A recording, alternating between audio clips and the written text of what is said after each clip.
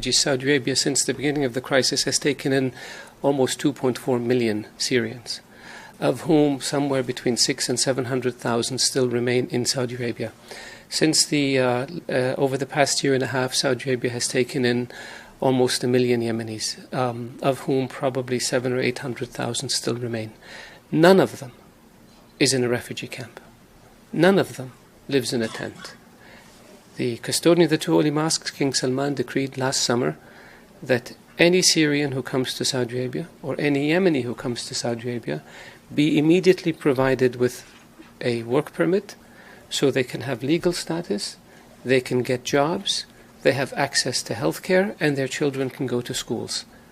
Because we don't have one person in a tent, and as a consequence, we have not registered them with UN organizations as refugees. We want them to lead an honorable life, and we want them to lead a decent life, not live in tents or in refugee camps. So we have taken in a lot of Syrian refugees and a lot of Yemeni refugees as guests, not as refugees.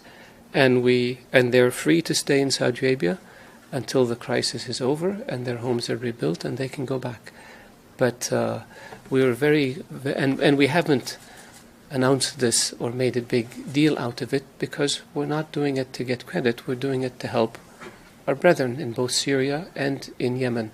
And this is in addition to the substantial financial assistance that the Kingdom of Saudi Arabia has provided to Syrian refugees in Yemen, in Lebanon and in Jordan.